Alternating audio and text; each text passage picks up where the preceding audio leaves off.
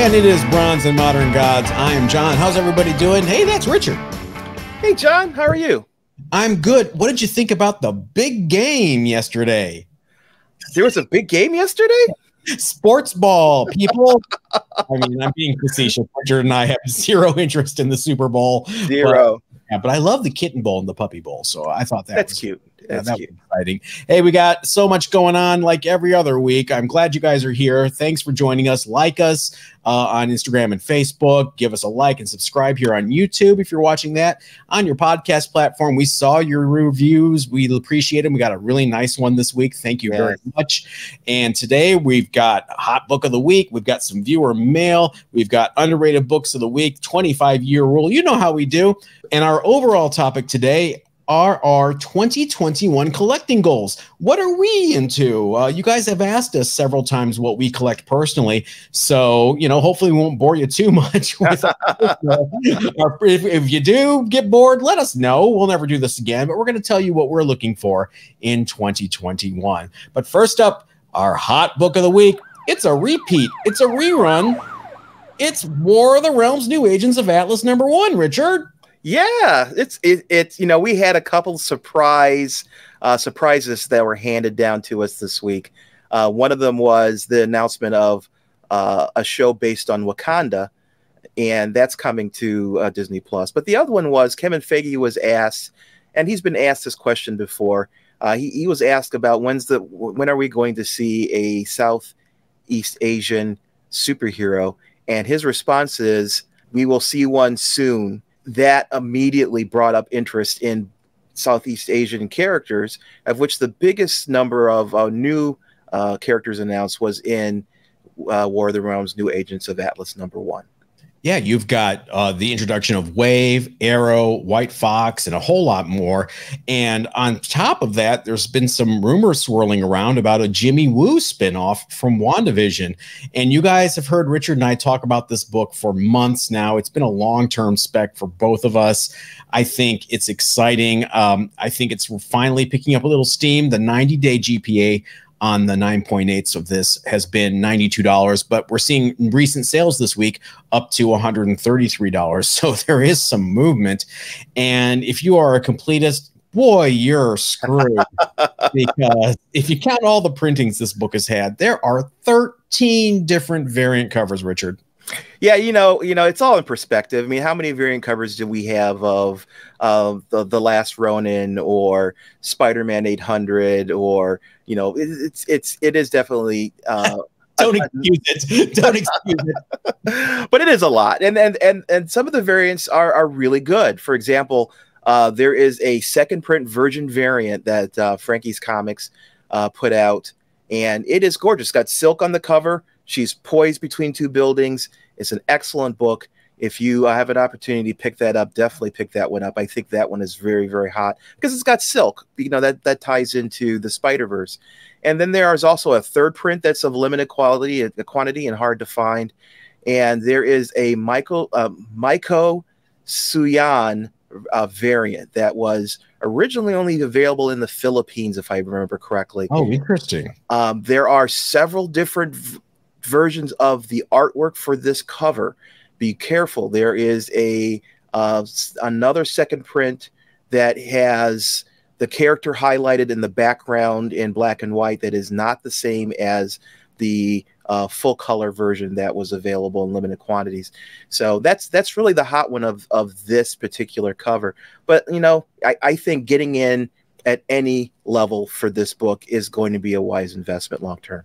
Yeah, I do think it's not a very scarce book. I do think the first issue was ordered fairly heavily, and you've seen the second and third printings. I still see it around some LCSs for $10, $15.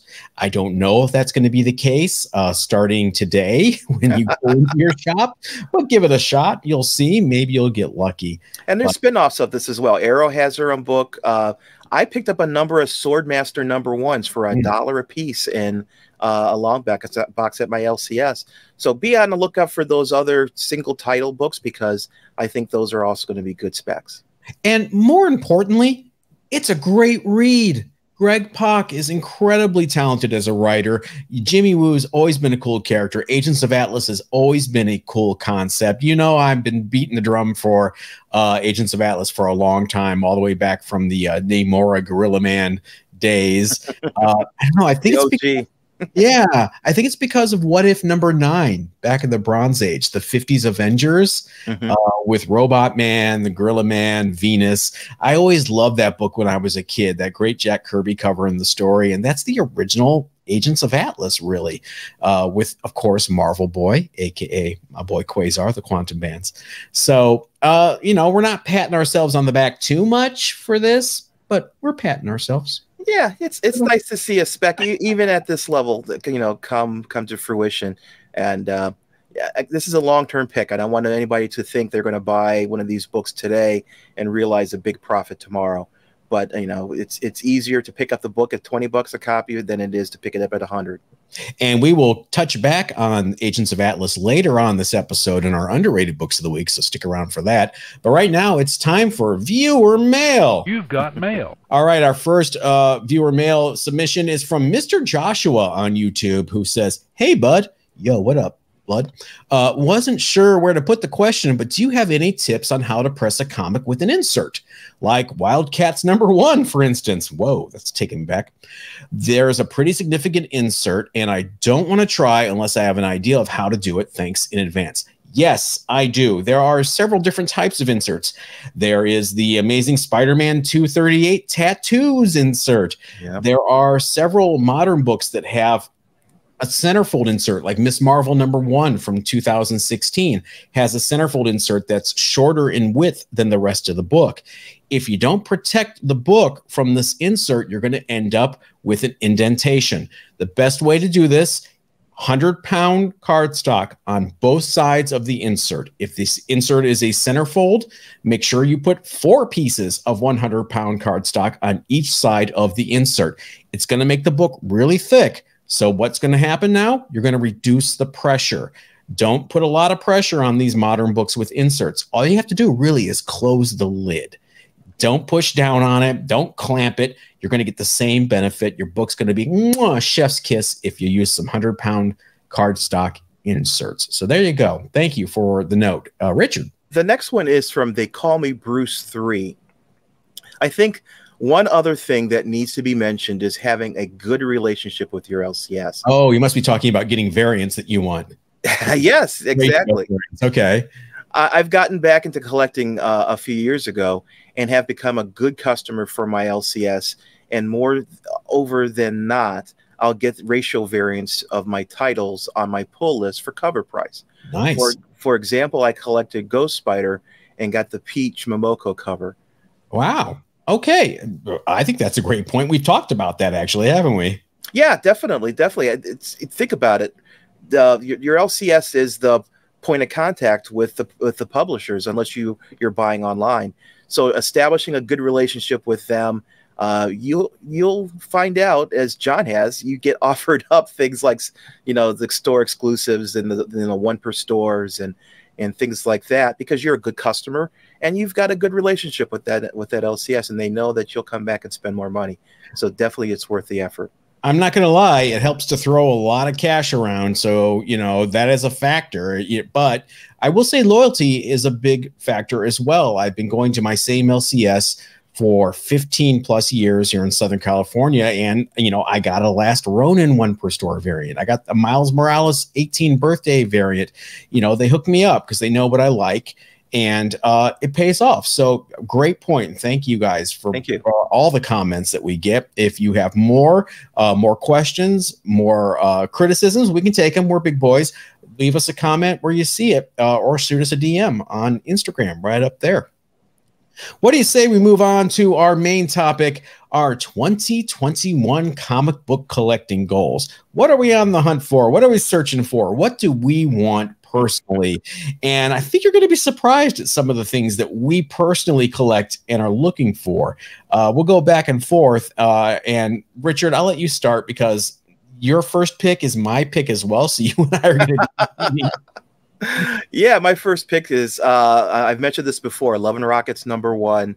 I'm looking for a high grade 9.8 candidate. And I say 9.8 candidate because at this time, there is only one copy, one 9.8 on the census. Let's be clear. We're looking for two different Love and Rockets #1s. You're looking for the first print of the Fantagraphics Love and Rockets, right? Correct. I'm looking for the self-published Hernandez Brothers black and white version. Now, don't get me wrong. I won't turn down the black and white version, but to me, the run really started with the Fantagraphics series. That's what I started to collect. And I bought the run from issue #1. My issue #1 is definitely not a 9.8. I went from issue #1 all the way through the end of the series and into the second series. So I want to recapture those books. Again, a lot of collecting is nostalgia. For sure. So I definitely want that high grade book so I could put it up on my wall.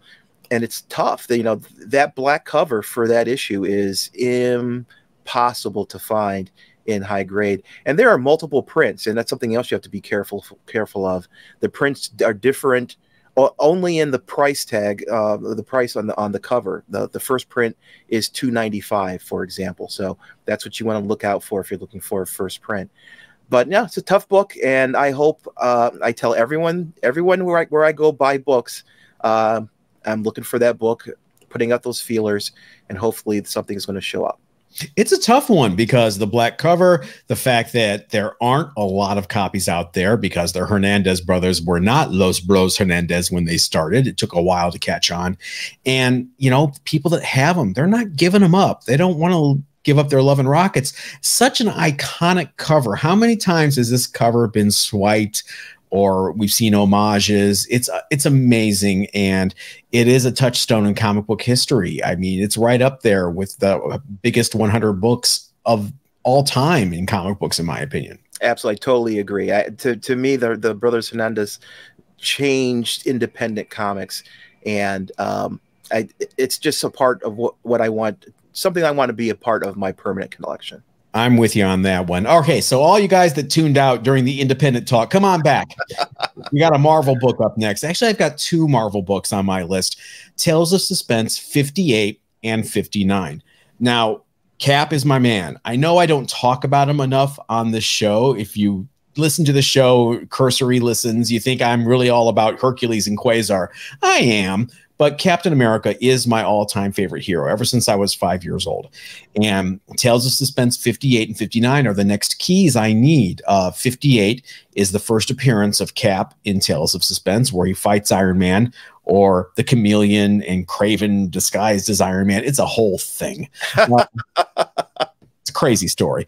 But 59 is where Cap started his first solo series of the Silver Age in Tales of Suspense. So I not only want these books, I want them in high grade. I'm willing to shell out. They just aren't out there. People, another couple of books that people just aren't willing to give up if it's high grade because it's tough. This run was not saved and savored like Avengers or even Cap's solo titles that started with 100.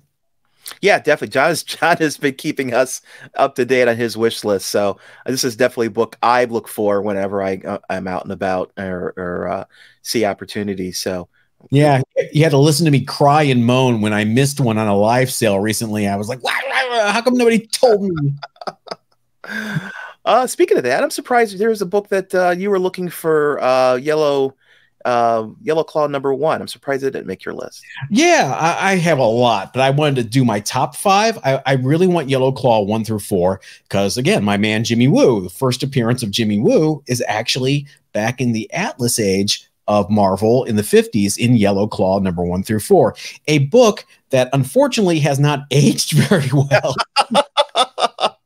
Yeah. But history is history, and Jimmy Woo was the lead hero and a heroic character in this book, an Asian character that was the star of a book. I think the only other book that starred an Asian character back then was The Adventures of Charlie Chan, which, again, going back to being problematic. So Yellow Claw 1 through 4, if we're going to get into that, I want Marvel Boy 1 and 2 as well. Sure, definitely. But what's your next one? My next one is I have a real interest in collecting the top 5 Fantastic Four. I have issue number 4, which is the first appearance of Namor, so the Submariner in Silver Age.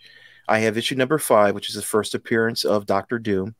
I'm looking for number 2, which is the first appearance of the Skrulls. And I am surprised we haven't seen more action in terms of the value of that book, given it's going to happen with Secret Invasion coming. You better hurry. Right. That's it. That's exactly it. I need to prioritize that so that I get it before Secret Invasion really hits in full force. And number 3 is the first appearance of them in costume. So that's 2 and 3, which are my next 2 picks. So I like to get that first appearance. I'm not looking for high grade for these books because of the price. I have 4.0 number 4 and a 3.5 number 5. So 4.0 for both of those, I'll be happy with. But even then, they're still $2,000+ books for both of them.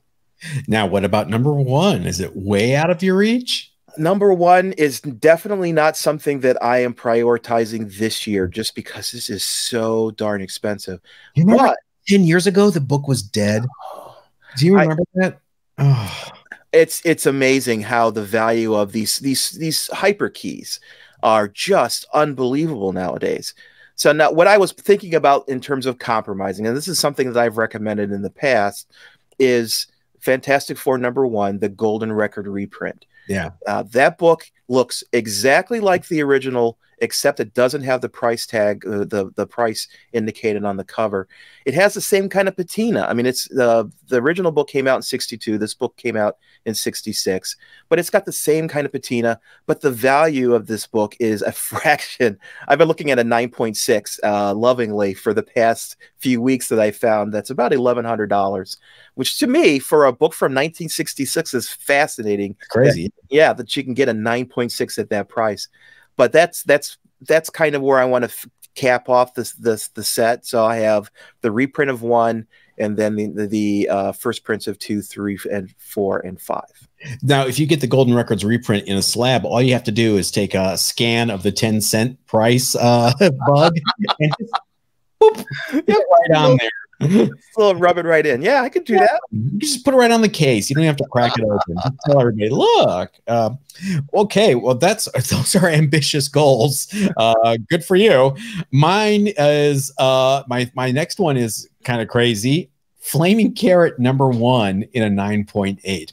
I loved this book when it came out in the 80s. I was actually on board fairly early with Flaming Carrot. This is so you. It is. I'm going to put up on the screen now. There's a picture of me at the age of 18 in 1987 wearing a Flaming Carrot t-shirt with my family. And they were like, what is that shirt? I remember that picture. And I love my hair, by the way. And Flaming Carrot number 1, Bob Burden. It was just this weird, surreal, comedic David Lynch-esque take on superheroes. That's the only way I can think of to describe it. There's no origin. Oh, there is an origin story. He read 5,000 comic books in one sitting, and it warped his brain. And he put on a carrot mask and flippers and became the Flaming Carrot. That's the origin story. Oh, independents are awesome. I love it. And it's a tough book. Again, a black border cover, very tough in 9.8. There was a set of the entire run of Flaming Carrot, 1 through 36, I think, on eBay last week, all high grade. I went in there and I lost it at the last second. I gotta improve my sniping game. So I'm still on the hunt for a Flaming Carrot number 1, 9.8. That is awesome. I remember a Flaming Carrot from back in the day. It was a unique comic. What's next for you? Next for me is again going to my youth. I am a big X-Men fan, and one of the first runs that I finished was the run from 94, which is the first appearance of the new team, through 300, and that was my main focus. So I did it, but there are certain key books in that range that just are substandard for me. One in particular is my X-Men 101, which is the first appearance of the Phoenix. I love this cover. The blues are so stand out. and so vibrant, and it's just such a remarkable cover. Another cover that's been swiped and homaged over and over and over again. Classic Dave Cockrum. Yep, absolutely. So I am looking for that. I'm going to go. I'm going in guns blazing and looking for a 9.8. 9.8s are not cheap. I'm talking probably around $3,000 at this point from what I've seen.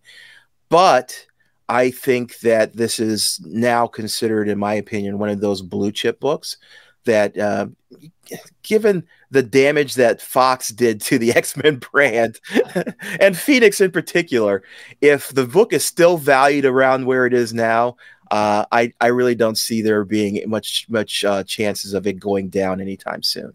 So I want that iconic book.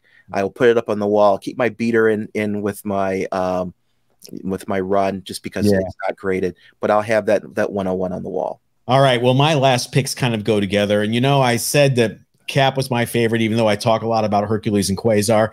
But I have a combination. I'm looking for Captain America 217.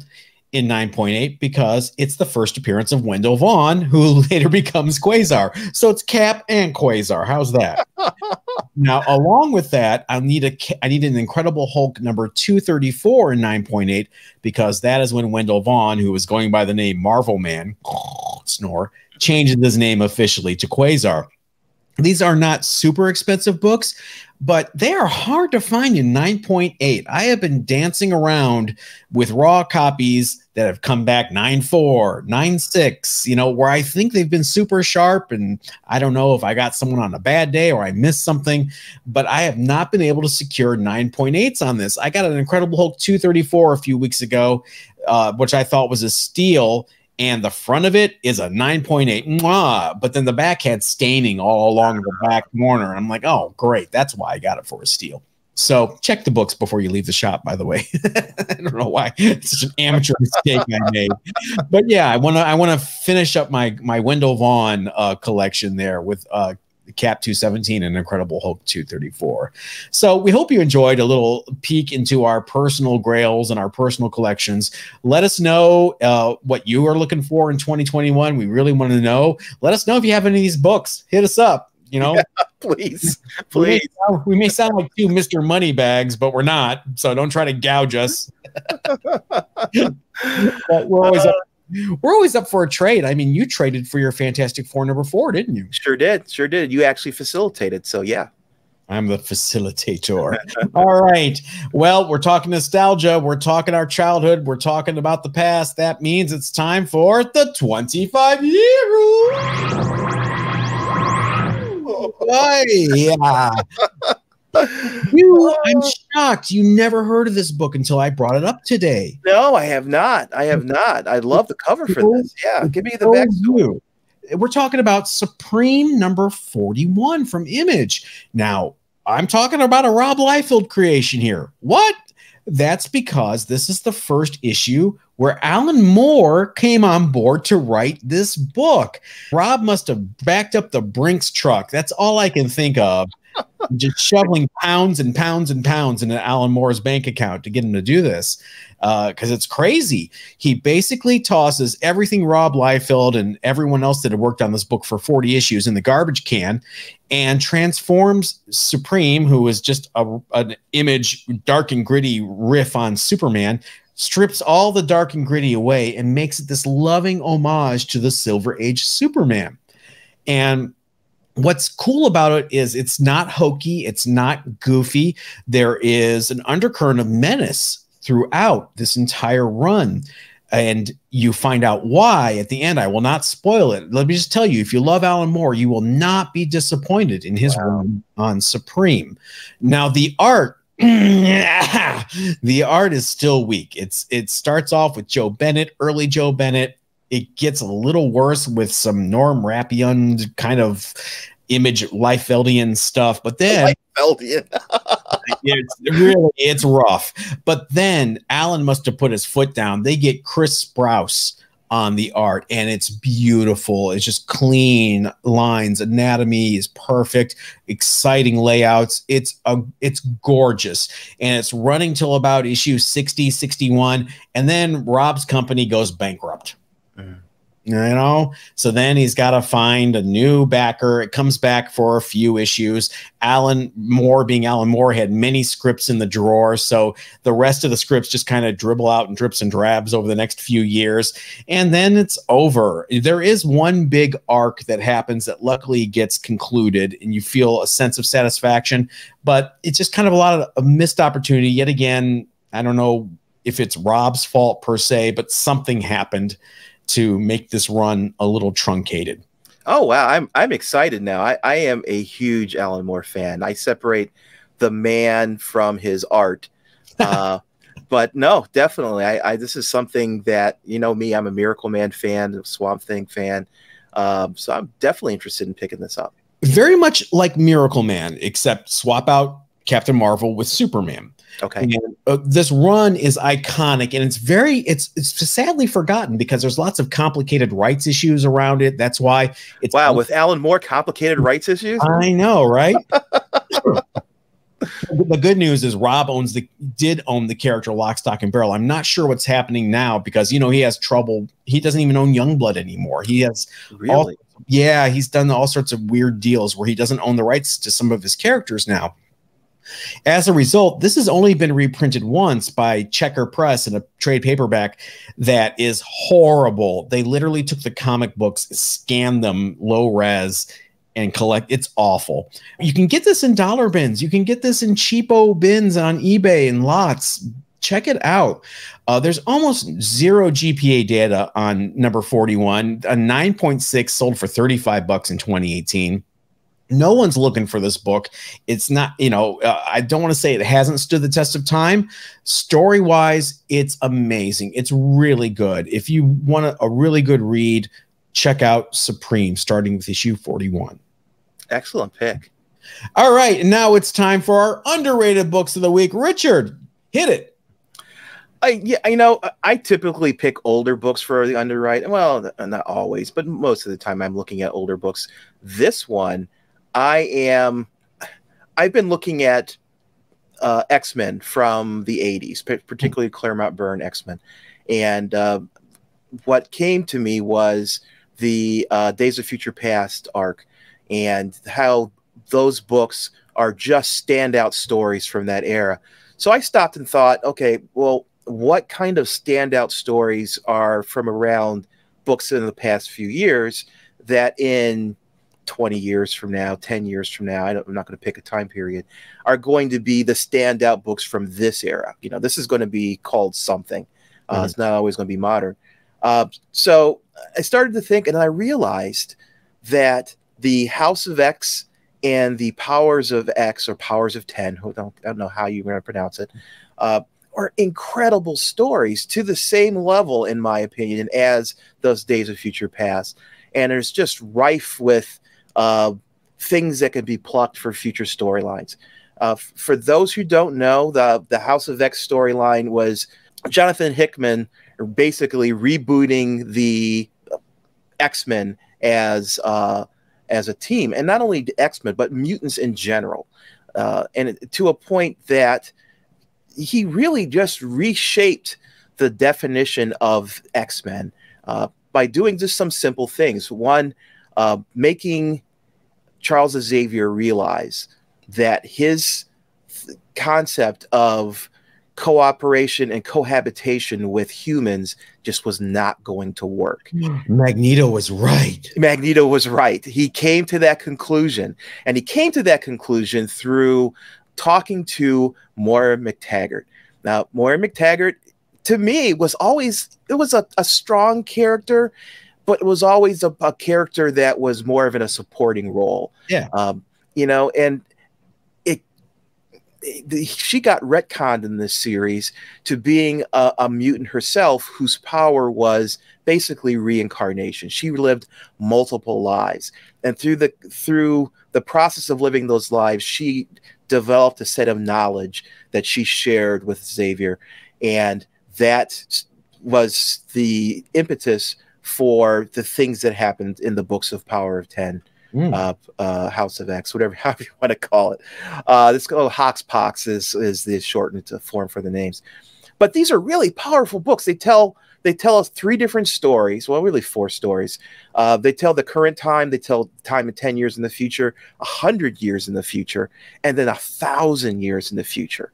And some of the concepts that they come up with to tell those stories are just, they make you step back and go, wow, someone really thought this through, thought this technology through, and things beyond technology, societal constructs. And it's just amazing, these stories that are told in this series. And at the end, you know, the series comes to a conclusion. I'm not going to share the conclusion, but it lays the foundation for X-Men #1, where we now have a whole new background for the X-Men, and a whole new look at their role as inhabitants of Earth and beyond.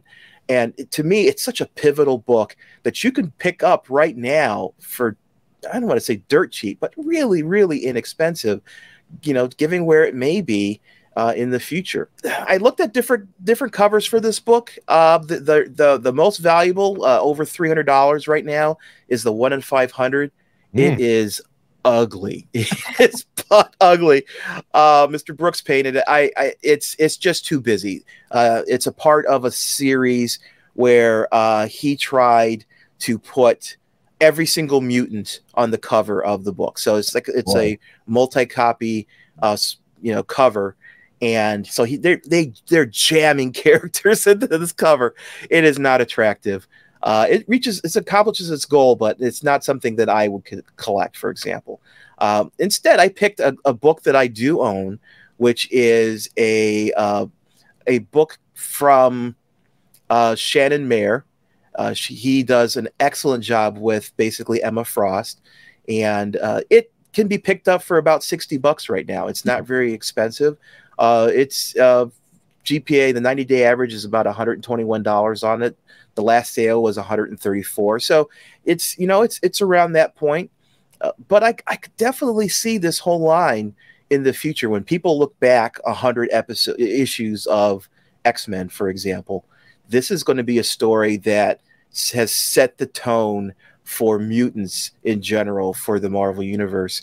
So I can't see people escaping talking about and collecting this particular book.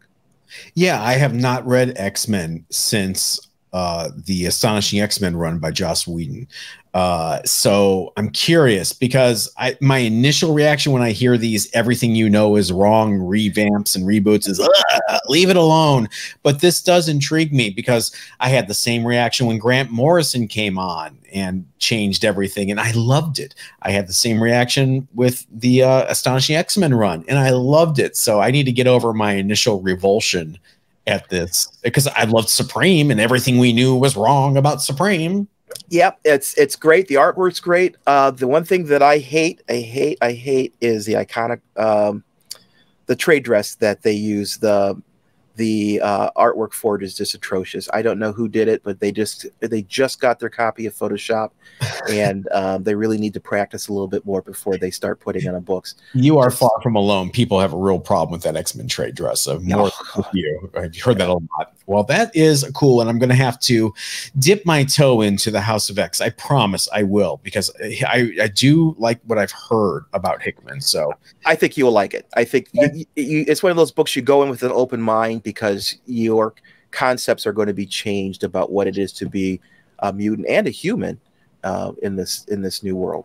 I'll do it. I'll give it a shot. My book is back to New Agents of Atlas from earlier in this episode, and that is Aero #1. Now, before you groan and toss tomatoes at me, let me speak, people.